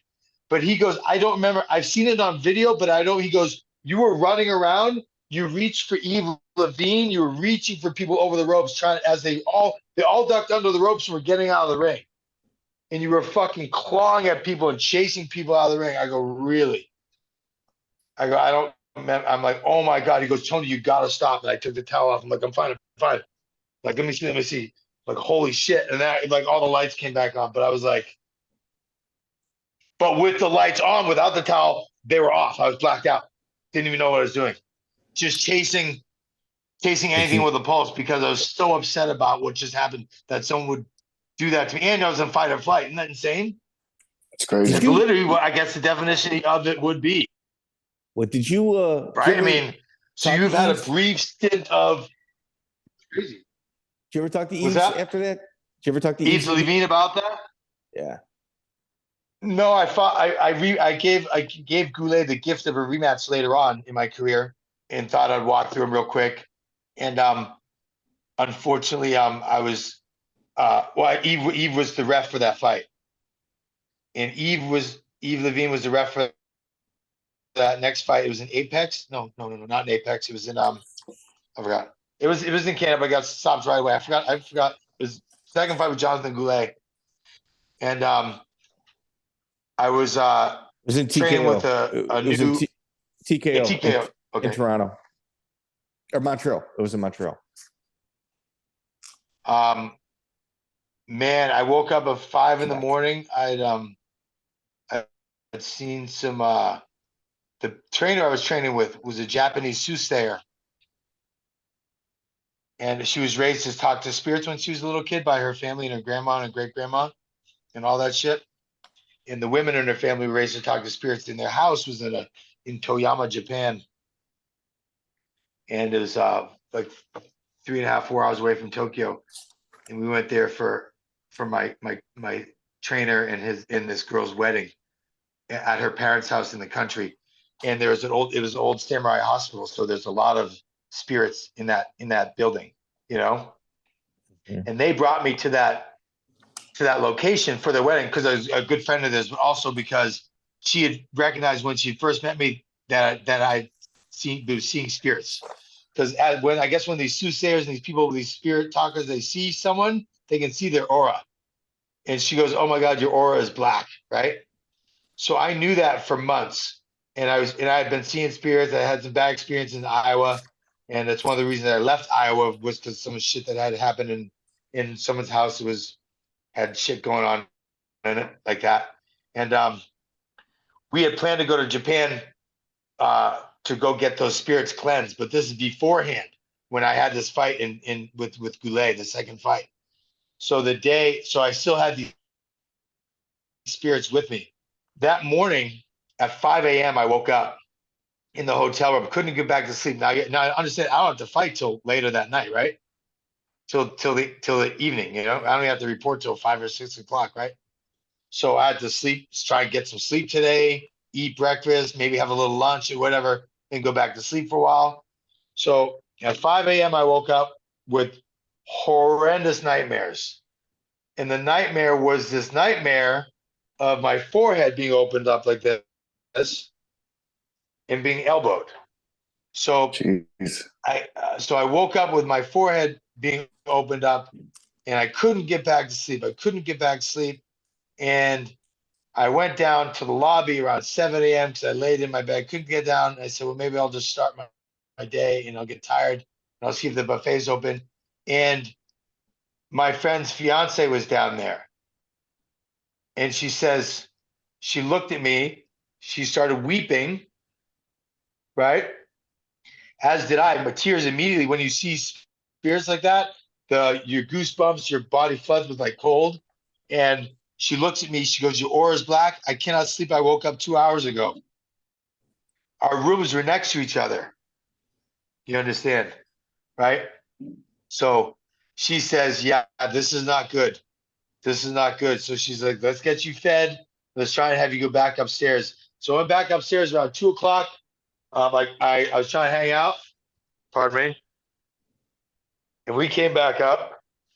Or they came over to the room. And she came in the room. And she goes, oh, my God. And in Japanese, she starts speaking to my friend who's Korean. But she tells him basically, let's get him out of this room right now. She said the room was fucking like dark, full of like clouds and shit. The bad shit. See, right now, this is probably not good for me now because you guys are bringing up all this whole past. It's actually, I realize how traumatic some of these instances were for me because when you weep, like what's happening, like my body's ice cold right now. Like I hope I'm not opening this fucking door again. Especially because I've been watching horror movies like for the last 2 weeks because of Halloween. I fucking love them. But I also thought it was past them. But I also haven't been able to sleep the last few nights just because of all kinds of shit. Here, let's just change gears a little bit. One of your biggest wins, in my opinion, is somebody that's incredibly underappreciated. Brian Ebersol. You fought him on Danger Zone. You got Dan Silver's show, Becky Levi, another promotion that you're kind of throwing the dice on getting paid by. That's so funny when you say shit like that. You say shit like that. It's true. Hold on. It's true. But Tony, wait. Have I missed on any of those? What's that? Was I wrong on any of those? No. Yeah, no. That's why he's the MMA detective. He's heard these stories before. Shitty promoters. I've got a giant list of them, and whenever they come up, I kind of, you know what? They fuck over a couple fighters. I got a couple hundred podcasts. If they come up, I'm mentioning it. Dan Severn being one of the worst. Brad Kohler being an all-star. Brad Kohler, yeah, you're talking like on the all-star team. He is one of the all-stars on the all-star team. But Dan Severn, that guy could be a shitbag. So go ahead. Sorry, Tony. It's Joe. Do you like how like these little MMA icons? I can't get you though. It's you like to tear him down. Now I can hear. Go ahead. Go start over. All right. So Dan Severn, does he pay you for Brian Ebersol? He does. I do get paid. I do get paid for that stuff. Or Becky did. Someone did. Okay. Becky Levi. Yeah. Olympic softball Olympian, played softball for the U.S. women's team. Oh, did she? I didn't know that. She did. Absolutely. I thought she was. Was she a catch wrestler, or pro wrestler, or something too? Though she did catch wrestling. She lost to Marlowe's Conan. After that, she never fought again. But honestly, at one point, she was arguably baddest woman in the world. Yeah. I respect Becky. So Brian Ebersol, you win by ankle lock. Man, that is not easy. Jeremy Horn, again, one of my mentors, he was really getting me fighting jiu-jitsu on the ground. That's what we do at Miletich, right? So it's really good fighting jiu-jitsu. And I was starting to apply all my foot locks and stuff that I already previously known that from Japanese jiu-jitsu, and just how to apply them. So Jeremy wanted me to work on my grappling. I was getting fucking beat up. Brian took me down, of course, beating me up. You know what I mean? And then the second round, I go, can I work my stand up now? He goes, yes, please do. So I actually knocked him down. And then I got on top. He actually ended up reversing me into half guard, and I just took a really bad position on his knee and his ankle and destroyed it. He said he didn't fight for 18 months after that. He said it was so bad, Tony. I saw him a little while later. It felt so bad. I mean, not at the time, but I know like some of the ankle locks and stuff I do really, really meant to reap the knee, and it was one of the old school ones. It was really bad. DePasquale taught me that one too. It was really, really bad. But I lucked out on that one. I was getting my head caved in. Yeah, another UFC vet. I was at this event June 19th, 2003. I bought a general admission ticket, and I sat in the front row. You fight Eugene Jackson in front of an audience of about 75 people. Oh, you were there for that? Yeah. That was one of my best fights, too. Dude, not a single poster, not a single flyer. I mean, amazing card. You know, Rich Franklin was on it, yourself. Yeah. I mean, it was star-studded card. Chris Lytle. I was supposed to get $6,000 for that fight. When do you realize $6,000 in a title? That was supposed to be the first. That was before Strikeforce got big. It was supposed to be the ISKA middleweight title. When, in the back of your head, do you say to yourself, "We might not get paid for this fight"? Never. After you just gotta think positive because you know it's gonna affect everything. Affected me, so I just gotta stay positive. I'm like, no, it's all gonna be good. Monty's got to figure it out. We're good. Monty's got to figure it out. And but imagine if you didn't have that. Like that's all I could think about was that. You know, it sucks that we're here. That Monty's trying to figure it out, but at least Monty's the one trying to figure it out. If anyone can do it, he'll just gotta try and figure it out with the Brad Kohlers, with the Ed Kims, and those guys, and you know. I know Jeremy used to run through a lot. Jeremy Horn used to run through a lot of those shows where Monty was always trying to get had issues with that, and he was a master at getting these guys paid, I guess. So okay, so you were supposed to get $6,000 for this fight. What did you get? Nothing. Okay. And the title Wait a minute. That was supposed to be for the ISKA middleweight title. So technically, I'm a world champion, and I never even got a belt. Tony, I got paid for that event. It's only on the books. You can't say you got nothing because you got a check that bounced. Okay. Yeah. You got a pice of paper with numbers and a name on it that didn't work. Oh, is that okay? Yeah. That sounds familiar. Yeah. Was it $3,000 or $6,000? It was one of the two. I was blown away. I was. And then, and that's what back in the day when that's like one of your better paydays. Like I really was excited for that one. Like what the hell? What the hell? John Fitch was on this card too. Like John Fitch was $1,000 to show and $1,000 to win. Like, and that was supposed to be a lump sum. Too good to be true. You know what I mean? Of course. Yeah, star-studded card. Like absolutely from top to bottom, amazing card. Thank God no one got seriously hurt on it. No one got paid. Zero. Was Rich Franklin? Rich was on that card, wasn't he? Who did Rich fight? Roberto Ramirez. He hit Roberto Ramirez. And dude, Roberto Ramirez is a phenomenal coach right now. He's got an amazing team here in Chicago. His fight career, I mean, it's kind of spotty, but I'll tell you, as a coach, he's absolutely amazing. And I remember when Rich landed the head kick, the whole building echoed from like how loud the sound was. Yeah. And his like nose was like not where it was supposed to be. Yeah. How good was Rich? Rich was always those guys. Like, here's the thing about Miletich. The reason I got the fights that I got, like the good guys like Kung Lee, Dwayne Ludwig, Anderson, because everyone on my team honestly thought that I was going to win those fights. Why? Because they knew how tough I was against them, right? And then when I had Rich Franklin and George Giselle and the who's who living at our camp, training with us off and on, and we tested our mettle. That's the world champ at 185, Rich Franklin. Like, bro, like if I can fucking hang with him, everyone else is gonna get beat up, dude. So that's just the way your brain had to work back then.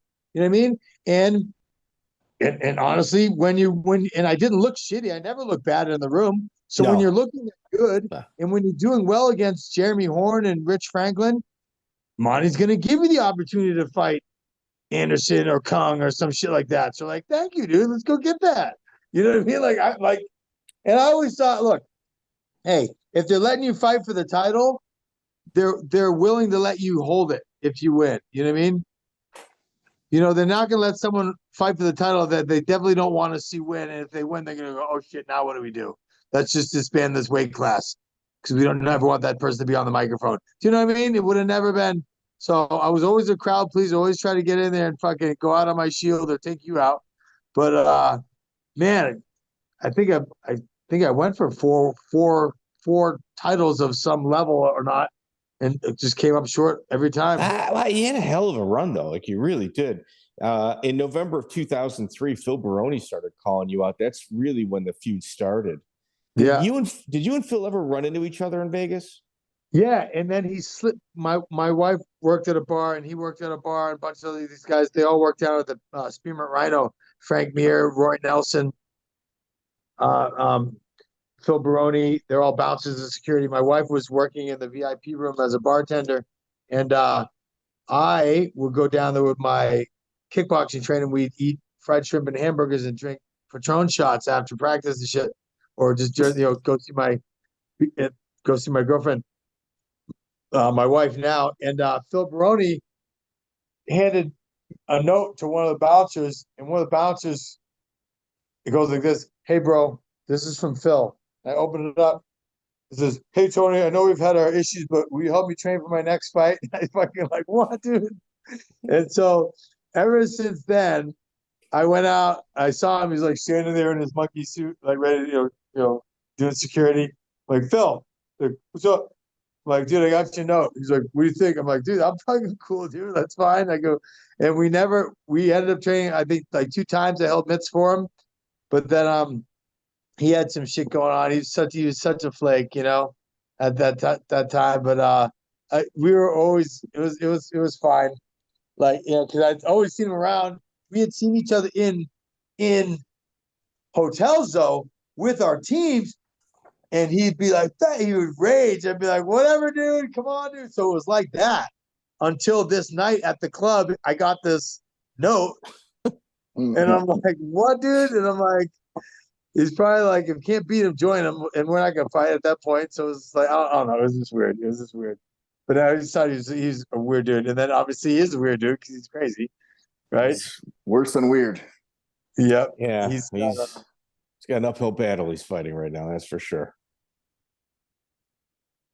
It's fucking crazy what happens in the fight game, man. It really is. And the people you connect with, like doctors, people that take trees down, garbage men, electricians, like everybody. It's all wild.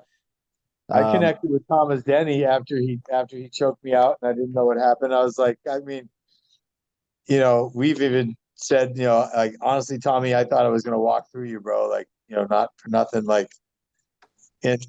But I realized, fuck, man, everyone's gonna click on certain days, But we became friends. Like certain days he's reached out to me just in random. Hey, what's up, Tony? Just checking in. How's the family?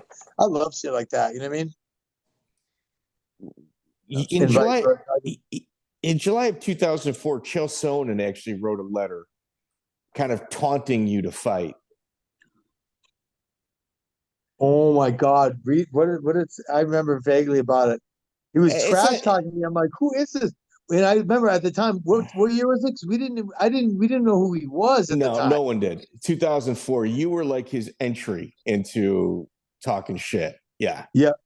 That's hysterical. He even mentioned Joe Riggs in the letter. Like, I'm going to be honest with you. If there's two people that, let's just say I'm going to get under their skin, you and Joe Riggs, you guys will fight at a Home Depot. You know what I mean? Yeah, you know what I mean? Yeah. Most guys won't. You and Joe for sure, 100%. Yeah, you're in line to pick up your kids. You're going to settle it on the front lawn. Then grab your kid and go home. I don't know why Chael picked the two of you out. I do, and my team did. Thank goodness, because I hear stuff like that. You can imagine, like you said, I'm like this. Let's go right now, and Monty's like, no, he's gonna lay on you for the win, and that's we're not doing that. We're not exposing those parts to the world. Your job as a manager wasn't to let some opponent come in and lay on their athlete for 3 rounds and make them look bad. You're trying to have at least competitive fights. Do you know what I mean? To do something. And even back then, I was getting thrown to the wolves just with anyone because I'd take anyone. They knew that. But at the same time, I would have fought Chael right after that letter, but Monte said, no, he's going to lay on you. Jeremy Horn, who was, again, these guys are all your teammates or your mentors in some way or shape or form. And when the first couple guys, Tony's always got to punch his chance, but I'm not trying to get laid on. You know what I mean? And it's tough. He would just kept taking me down. You know what I mean? So at that time, we're like, who is this guy calling me out? And now I realize he really does think he's going to win. Now you're just picking on me. It's not even challenging if you think you're just fucking, we knew he was going to fucking try and lay on me and be boring. And that's not even cool. So why is that even cool? You think I'm trying to find people to go lay on? Like, I didn't like fighting Tommy Gouge, but Monty's like, you need to fight, you need to win. Go to Kansas City. We'll get you a corner down there. Then I one of my best friends ever down there. But yeah, you know what I mean? But you're not trying to lose to the guy that's lost all his fights. You know what I mean? So it's like, if I had to guess where it came from, a couple months prior, you fought Matt Lindland and Rumble on the Rock, and Sonnen was in his corner. So I think he probably saw somebody he might be able to. Okay. That's okay. Yeah. And Hackelman and I became best friends after that.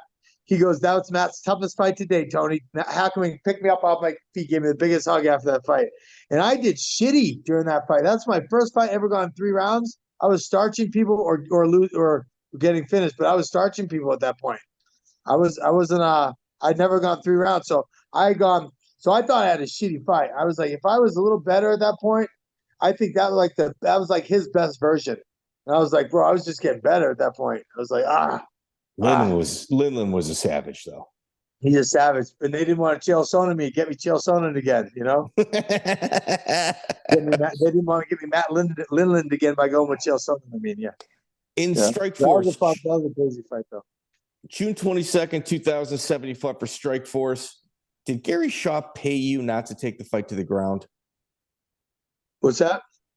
Did the promoter Gary Shaw pay you not to take Kung Lee down?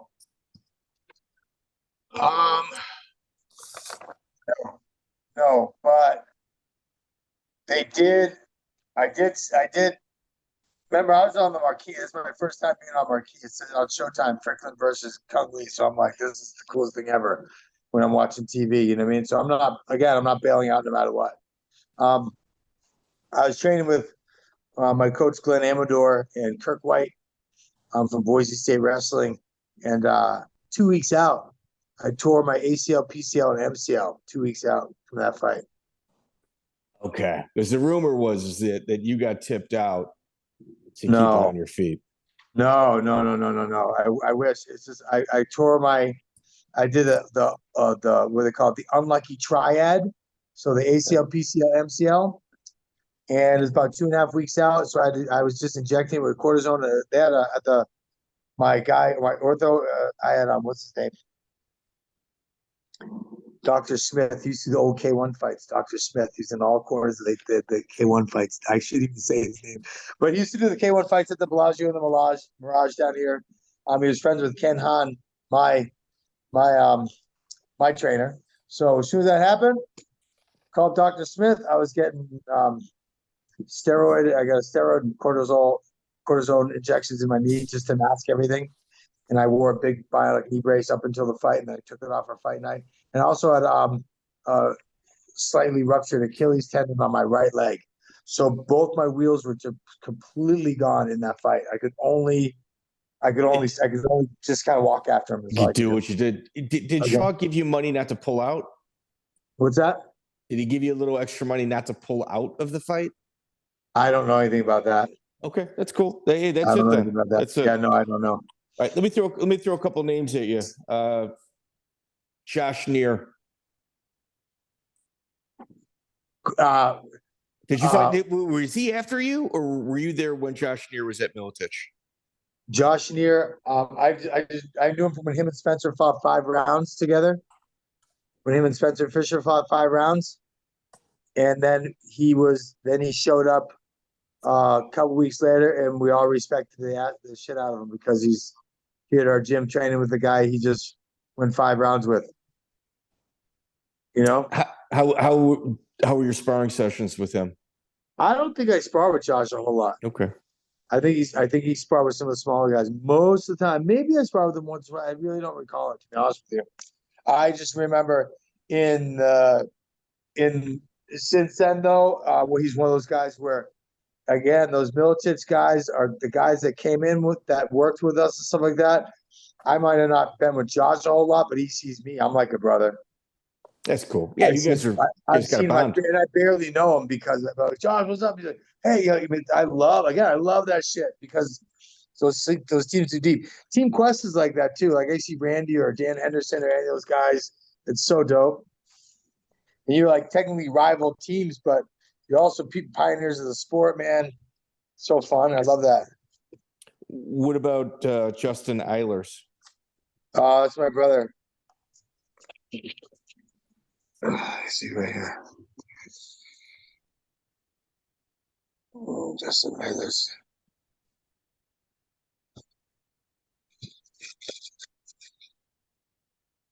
Oh wow.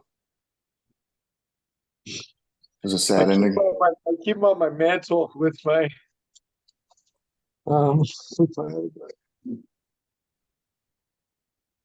Here's my other brother. My brother passed away from multiple sclerosis a few years ago. And then Justin, of course, was murdered. So they sit next to each other on my mantle. You know what I'm saying? Yeah, Wow. Justin is. Yeah. It's fucking bright star, dude. Justin, I talked to my, do you know Brandon Adamson? Of course, dude. He used to teach Muay Thai over with you guys. He had that Yeah. So Brandon, big German cross tattoo on his back. Yeah. Yeah. So I talk to Brandon every day. So it's like, I mean, me, him, and Brandon were fucking brothers. You know what I mean? So we keep that connected. We talk about fucking all the time.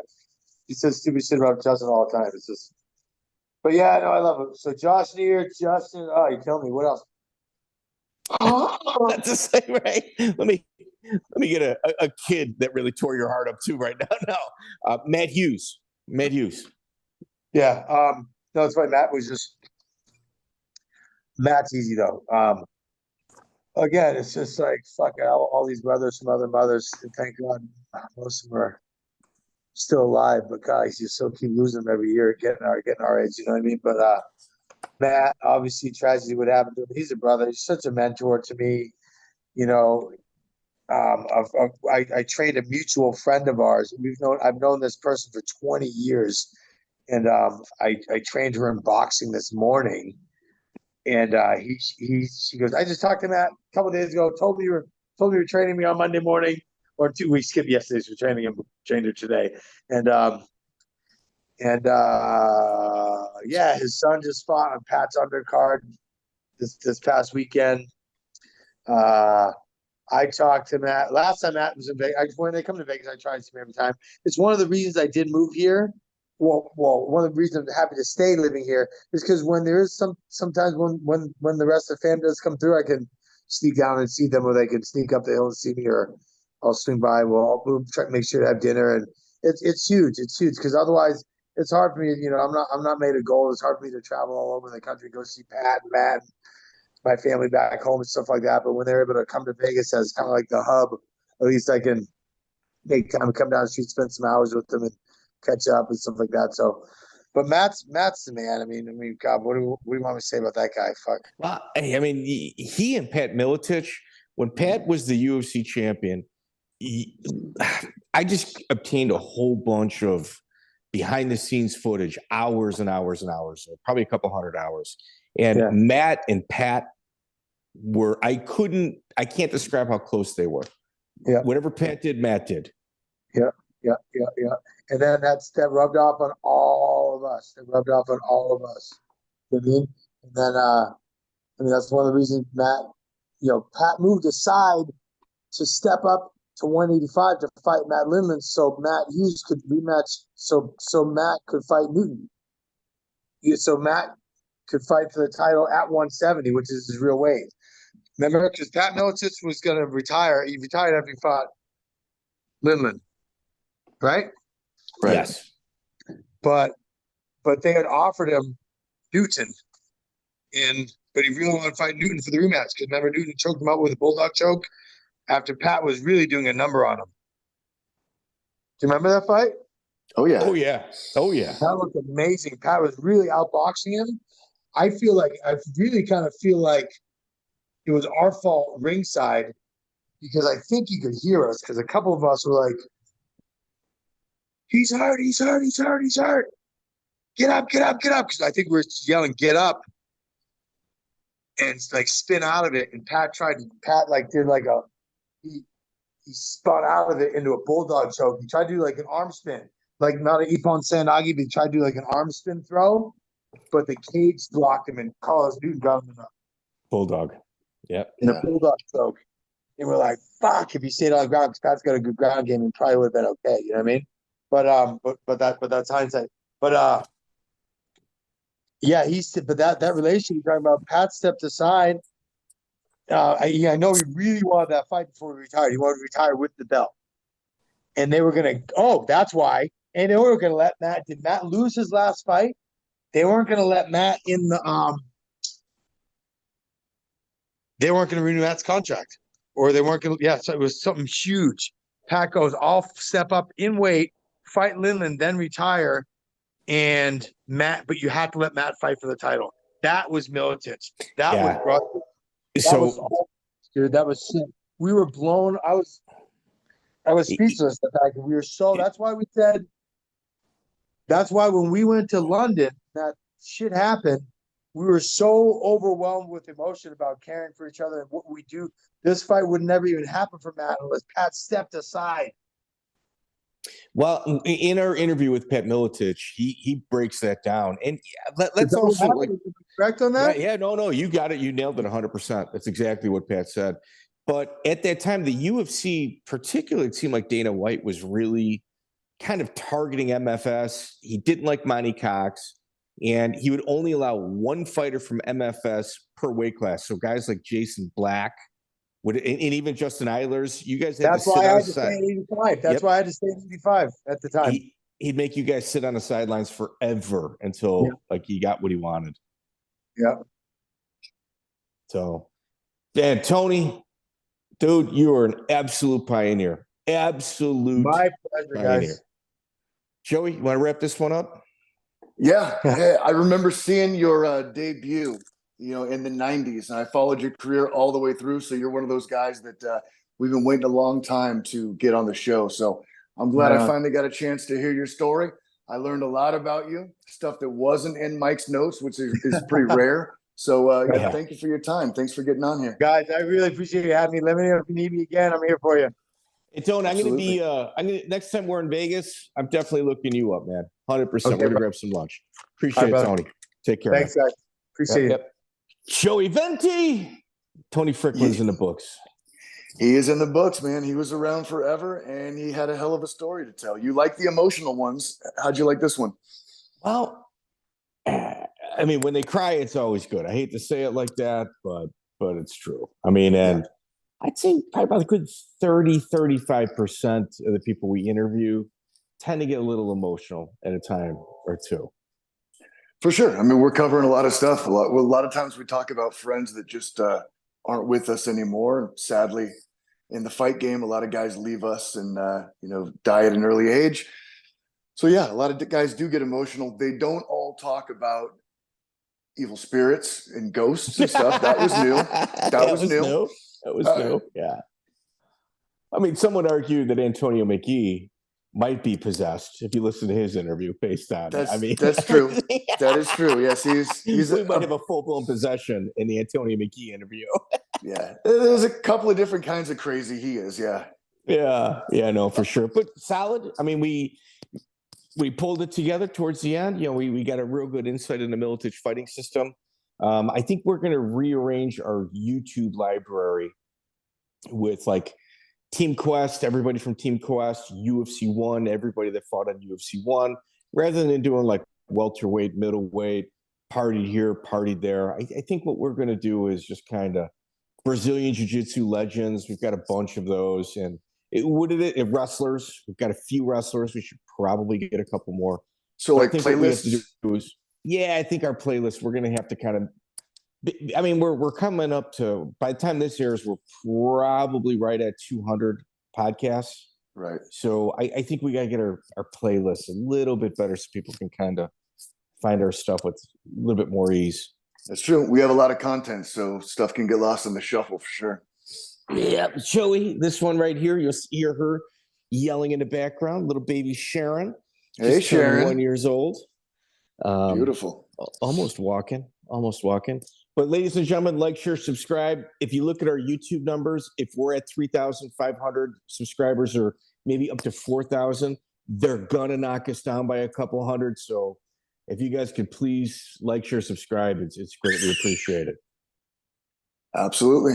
Yeah, we're working for you guys. We're working for you. We need some likes. We need some comments, even if they're bullshit comments. Fire away. Get some words on there for us. Yes. Yeah, we've got people that just do timestamps on there. I'm cool with that, man. Anything to kind of beat that algorithm. So, Joey, man, absolute pleasure. Seriously, man, I can't wait till we finally meet. I should be out in California in the next month and a half. All right? All right, Mike. Good to see you. Take care, brother. You too. Bye. Check out the full interview on iTunes, Spotify, and all major podcast platforms.